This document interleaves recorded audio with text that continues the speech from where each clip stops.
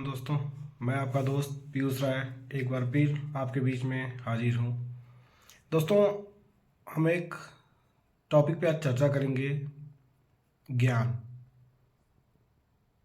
ज्ञान क्या है और उसका उपयोग या दुरुपयोग किस तरह से होता है। दोस्तों, एक बहुत समय पहले की बात है। एक बार एक आदमी था, वो शहर में पढ़कर अपने गांव वापस आ रहा था। दोस्तों, उसके गांव से शहर के बीच में एक नदी पड़ती थी। गांव और शहर के बीच में एक नदी पड़ती थी जिसको को तैर कर वापस किया जा सकता है। क्योंकि बहुत समय पहले की बात है ये, उस ज़माने में पुल नहीं हुआ करते थे, तो नदियों को नाव के माध्यम से पार करना पड़ता था। दोस्तों, जब वो आदमी शहर से पढ़कर गांव लौटा तो नाव में बैठा। नाव में बैठ के नदी पार करने के दौरान उसने नाविक से पूछा कि नाविक, क्या तुमने इतिहास पढ़ा है। नाविक ने कहा, जी नहीं, मैंने इतिहास नहीं पढ़ा है। तो उस आदमी ने घमंड में कहा कि अगर तुमने इतिहास नहीं पढ़ा है नाविक, तो तुम्हारी चौथाई जिंदगी बर्बाद है।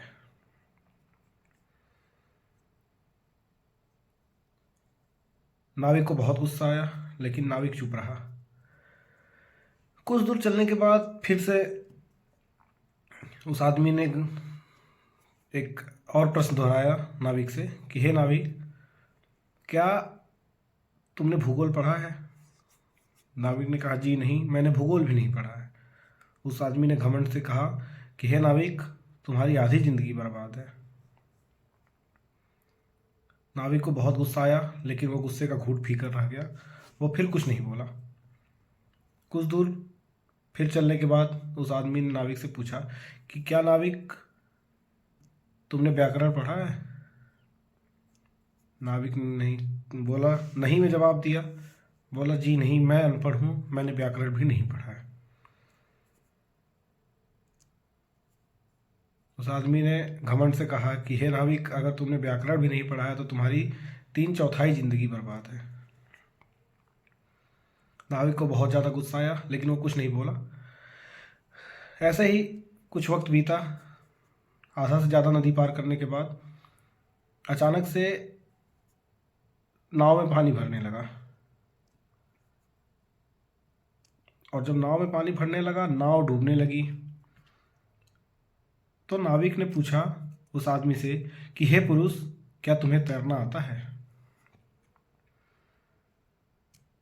कि हे पुरुष, क्या तुम्हें तैरना आता है। उस आदमी ने कहा, नहीं नाविक, मुझे तैरना नहीं आता है। नाविक ने हंसते हुए कहा कि हे मनुष्य, अगर तुम्हें तैरना नहीं आता है तो तुम्हारी पूरी जिंदगी बेकार है। और इतना कहते ही नाविक कूद गया और तैर कर उसने नदी पार कर ली। इसलिए दोस्तों, कहा जाता है कि कभी भी अपने ज्ञान पर व्यर्थ का अहंकार प्रदर्शित नहीं करना चाहिए